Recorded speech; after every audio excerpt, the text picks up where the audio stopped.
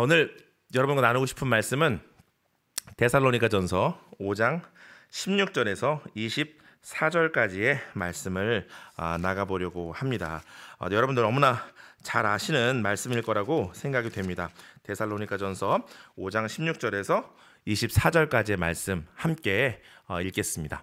항상 기뻐하라, 쉬지 말고 기도하라, 범사에 감사하라. 이것이 그리스도 예수 안에서 너희를 향하신 하나님의 뜻이니라. 성령을 소멸하지 말고 뒤에 말씀이 안 나오나요? 제가 지금 안 펴고 있어가지고 제가 읽겠습니다. 성령을 소멸치 말며 예언을 멸시하지 말고 범사에 하려 좋은 것을 취하고 악은 어떤 모양이라도 버리라. 평강의 하나님이 친히 너희를 온전히 거룩하게 하시고 또 너희의 온 영과 혼과 몸이 우리 주 예수 그리스도께서 강림하실 때에 흠없게 보존되기를 원하노라. 24절 너희를 부르시는 이는 미쁘시니 그가 또한 이루시리라 라고 하는 말씀입니다. 오늘 말씀의 주제를 이렇게 정할 수 있을 것 같습니다. 어제와 다른 내일 항상 행복하라 라고 하는 주제를 가지고 얘기할 수 있을 것 같습니다. 여러분, 우리가 인생 살면서 중요한 것이 있는데요. 특별히 또 신앙생활을 하면서 여러분들에게 오늘 중요한 어떤 가치, 신앙생활의 가치 가운데 이런 영역에 대해서 말씀드리고 싶은 게 있는데, 신앙생활이라는 것은 말씀을 신조 삼는 일이다 라고 생각을 합니다. 여러분들이 어떤 말씀을 들었든지 간에요, 그 말씀을 나의 신조로 삼을 때 우리 인생의 변화와 기적은 있을 수 있다는 것이죠. 우리 인생에도 우리 가정에도 가훈이 있지 않습니까? 우리 가정은 행복하게 잘 살기, 착하게 살기, 이런 것들이 있는 것처럼 우리가 어떤 말씀 붙들었든지 간에 그 말씀을 나의 삶의 신조 삼으면 그 말씀을 통해서 우리 인생은 변화될 수 있다는 것 믿음으로 취하며 살아가셨으면 좋겠습니다. 우리가 너무 잘 아는 말씀이죠. 항상 기뻐하라, 쉬지 말고 기도하라, 범사에 감사하라. 이것이 우리 주 예수 그리스도께서 우리에게 향하신 하나님의 뜻이다라고 말씀을 하십니다. 굉장히 저는 이 말씀이 우리에게 중요한 말씀이라고 생각이 됩니다. 왜냐하면 그분이 뜻이라고까지 설명하시는 말씀이니까요. 우리 인생 가운데 하나님의 계획과 뜻이 있습니다. 그런데 그 하나님의 그 계획과 그 뜻에 대해서 성경은 이 데살로니가 전서를 통해서 이렇게 얘기를 하네요. 항상 기뻐하는 것. 다시 표현한다면 항상 행복하는 것. 너는 행복해야 돼. 행복할 수 있어 라고 하는 그 말씀이야말로 하나님의 뜻이라고 설명하고 있는 것이죠. 좀 쉽게 설명한다면 이런 것 아니겠습니까? 난 네가 행복한 게, 친구로 생각을 한다면, 나하고 정말 가까운 지인이라고 생각한다면 말이죠, 이런 거 아니겠어요? 난 네가 행복한 게 내 꿈이야, 내 소원이야, 이런 것 아닙니까? 괜히 그것만으로도 가슴이 뭉클한 내용인 것 같아요. 우리 인생 속에서 우리가 행복하게 원하는 단 한 사람이라도 있다면 그 삶에는 외로움은 떠나갈 것입니다. 절망이나 우울감 같은 것들 이겨낼 수 있으리라고 생각이 된다는 것이죠. 주님은 우리에게 다른 뜻을 원하시는 것이 아니라 가장 중요한 뜻을 이렇게 말씀하고 계십니다. 항상 행복해야 한다라고요. 제가 아까 전에 혹시 들으신 분들이 있는지 모르겠는데 간증을 잠깐 했습니다. 그러면서 핸즈업에 대해서 얘기를 하면서 제 책 소개를 했죠. 죄송합니다. 계속 홍보를 하고 있어요. 이 책과 더불어 나온 앨범이 있는데 바로 스텝업이라고 하는 앨범입니다. 목사님 죄송해요. 스텝업. 여러분의 인생 속에서 핸즈업이 됐다면 말이죠. 중요한 것은 이제 걸어가야 합니다. 축제가 시작됐습니다. 하나님께서 일하실 것입니다. 그러면 그것을 믿고 걸어갈 때 능력이 발휘될 수 있다라는 것이죠. 제가 오늘 모자를 쓰고 나왔습니다. 이 모자는 여러분들 모르실 텐데요. 스타워즈라고 하는 영화에 나오는 한 인물의 얼굴을 형상화한 모자입니다. 카일 로렌이라고 하는 주인공의 아들인데요. 이 주인공의 아들은 능력을 구합니다. 자기 인생의 뜻을 능력과 힘으로 생각하고 살았습니다. 그러다 보니까 나중에 그 악의 군주에게 넘어가게 됐고요. 악당이 됩니다. 주인공의 아들인데도요, 악당 될 수 있더라고요. 악당으로 살다가 후에는 자기의 의지와는 상관없이 그 악당 군주로 말미암아서 자기 아버지까지 죽이게 되는 그런 어려운 일들, 그런 위험천만하고 악한 일을 범하게 됩니다. 그래서 얼마 전에 이제 소편의 끝이 나왔는데 그 전까지만 해도 이 카일로 렌이 다 악당인 줄 알았어요. 그런데 얼마 전에 나왔던 스타워즈 영화의 내용의 스포일러를 죄송합니다 드린다면 이런 겁니다. 카일로 렌은 악당이 아니었고요. 아버지의 참 사랑을 느끼고 그 모든 일들을 회개하면서 회복된다는 얘기가 스타워즈 얘기의 중요한 맥락이었던 걸로 기억이 됩니다. 우리 인생 속에서는 카일로 렌 같은 모습이 있는 것 같습니다. 능력을 구하는 거죠. 우리가 하나님의 자녀로 태어났음에도 불구하고 능력을 구하고 그 하나님의 사랑을 깨닫지 못할 땐, 우리가 부름이 없을 때는, 하나님의 사랑을 알지 못할 때는 그리스도인이 된다 할지라도 악당이 되기도 하는 현실을 만나게 되더라는 거죠. 우리 주변에는 교회를 다닌다고 하지만 악당 같은 사람들이 존재합니다. 그것을 바꿀 수는 없을 겁니다. 그러나 중요한 게 있다면, 그럼 나는 어떤 사람이냐를 좀 볼 수 있는 힘이 있으면 좋겠다는 거죠. 나는 카일로 렌으로 머물 사람인가? 아니면 하나님의 사랑으로 회복되어서 주인공의 아들로 살아가야 될 사람인가? 여러분들은요, 하나님의 아들로 살아갈 사람들이고, 또한 하나님의 아들로 살아간다는 것은 이전 시간 말씀드렸던 어떤 증명을 하는 사람이 아니라 하나님의 뜻을 이루어드리는 사람이다 라고 설명할 수 있겠죠. 여러분, 주님의 뜻이 뭘까요? 여러분 1등 하는 걸까요? 아니면 여러분 연봉을 많이 받는 일일까요? 우리 아이들이 잘 길러지는 일일까요? 성경은 이렇게 얘기하는 거죠. 항상 기뻐하는 거, 항상 행복한 거, 그게 내가 널 부른 이유야. 되게 놀라운 일 아닙니까? 우리는 하나님의 뜻을 이루어드리기 위해서 많은 노력을 합니다. 그런데 사실 생각해보면 하나님은 우리에게 원하시는 건 네가 내 안에 거하는 거, 그 안에서 행복을 누리는 게 나의 뜻이다라고 설명을 하신다라는 거죠. 우리 인생 속에서 꼭 붙들고 잊지 않아야 되는 가치가 있습니다. 이 세상 살면서 어떤 것을 이루는 사람이 되는 것이 아니라 행복해져야 될 그 이유를 이루는 사람들.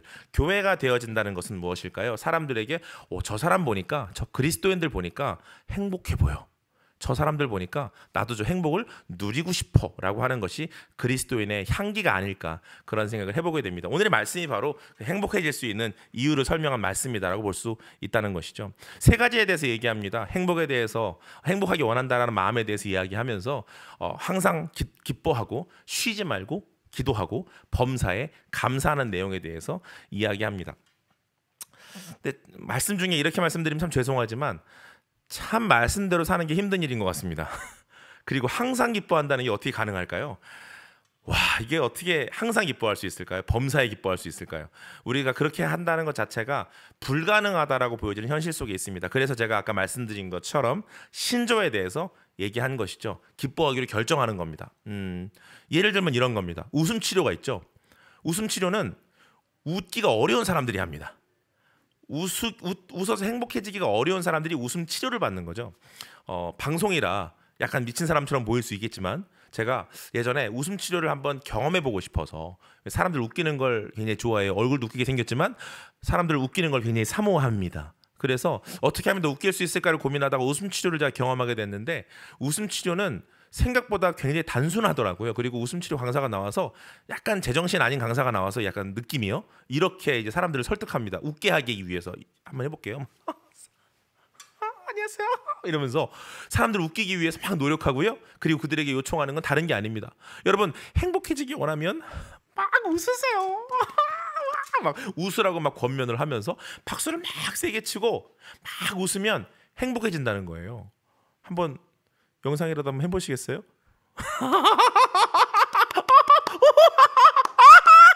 죄송합니다. 미친 것 같죠? 혼자 이러고 있어서.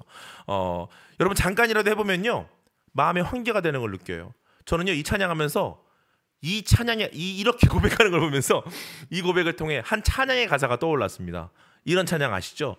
기뻐하라 나의 영혼아 라고 하는 가사가 있어요.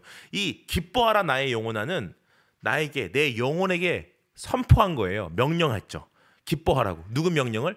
예수 그리스도의 명령을 나에게 선포한 겁니다. 그래서 힘든 내 마음에다가, 그 힘든 내 영혼에다가 선포를 해서 너의 영혼을 기뻐하게 하라고 말한 거예요. 이 두 가지를 비교해 보니까 재밌는 게 있더라고요. 웃음 치료는 나 스스로가 한 명령입니다. 기뻐하라고. 그런데 그럼에도 불구하고 기뻐지더라는 거예요. 그런데 이것에서 또 뛰어넘는, 우리 힘으로도요, 우리 마음으로도 우리에게 명령할 때, 웃어, 행복해 라고 명령할 때 마음의 변화가 있듯이 기뻐하라 나의 영혼아, 말씀을 능력 삼아 기뻐하라고 선포하기 시작할 때, 우리 힘으로 될 수 없지만 그것을 신조 삼는 삶을 통해서는 반드시 기쁨이 있을 수 있다라는 설명 여러분들에게 꼭 드리고 싶습니다. 시간이 많이 없는 관계로 제 얘기를 좀 하면서 이야기를 좀 마무리했으면 합니다. 말씀드린 것처럼 하나님께서 저를 만나주셨고, 그 만나주심을 통해서 제가 대전 사람이었지만 서울의 무작정 상경에서 길거리에서 주님을 위해 춤추기 시작했습니다. 그분이 동행하신다고 믿었으니까요. 열심히 춤추고 노래한 지 20년이 지났습니다. 그리고 제 마음 가운데에서는 이런 결단이 있었습니다. 주님, 이제 하나님께서 주시는 행복을 놓치지 않겠습니다. 그런 마음을 가지고요, 공동체를 하고 계속 시간들을 이어갈 때 재밌게도요, 참 제 마음은 그렇지 않은데 공동체를 운영한다는 것, 사람들을 섬긴다는 게 쉽지 않더군요. 어떨 때는 오해받기도 하고요, 힘든 시간들이 있을 때마다 하나님께 무릎 꿇었던 기억이 납니다.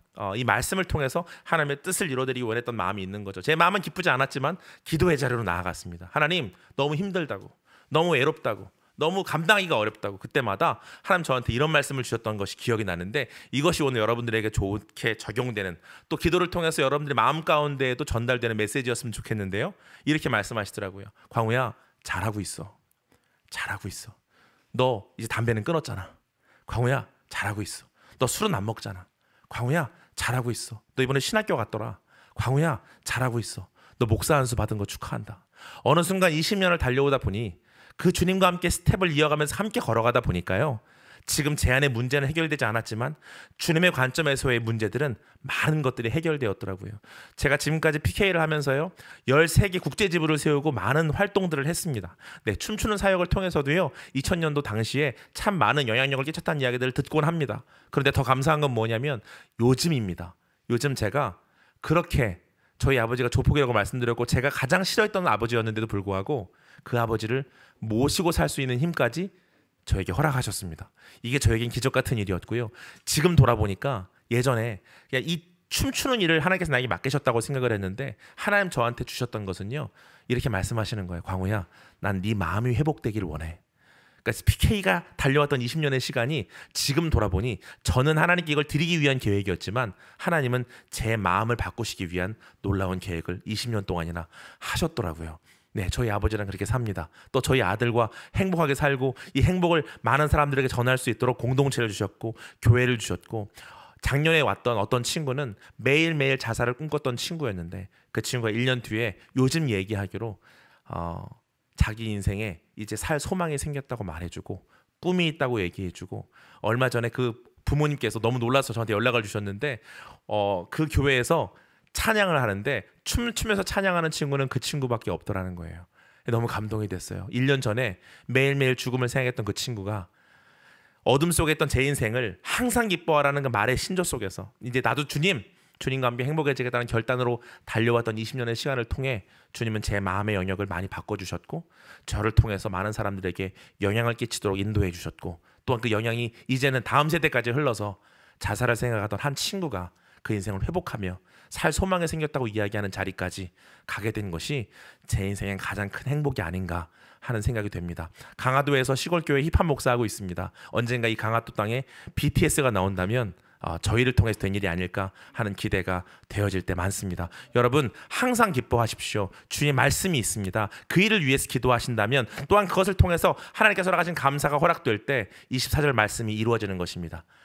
우리 가운데 24절의 말씀, 너희를 부르시는 이는 미쁘시니 그가 또한 이루시리라. 주님이 여러분들을 부르셨습니다. 그런데 미쁘시다는 뜻을 어릴 때 잘 모를 때는요, 잘못 이해했을 때가 있었습니다. 이런 거죠. 하나님이 예쁘신가?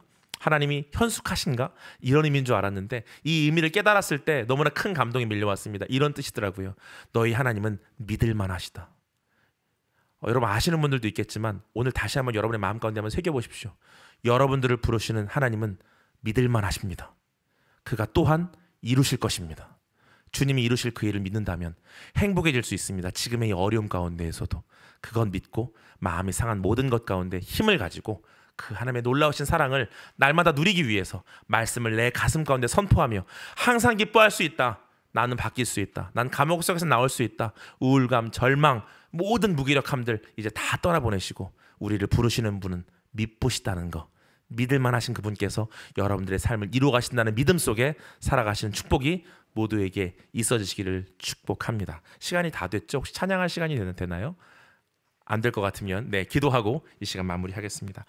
사랑의 주님, 우리의 삶 가운데에서 힘들고 지친 시간들이 있습니다. 특별히 최근 여러 가지 일들로 인하여서 마음이 지치고 곤비한 영혼들이 있다면 오늘 이 번개탄 부흥회를 통해서 그들의 심령을 고쳐 주시옵고 하나님의 은혜 안에 날마다 행복을 누리는 일들이 칠흑 같은 어둠 속에서도 한 발을 걸어낼 수 있는 그 믿음의 능력들이 성령의 은혜 가운데 날마다 더해지는 모든 성도님들 될 수 있도록 축복하여 주시옵소서.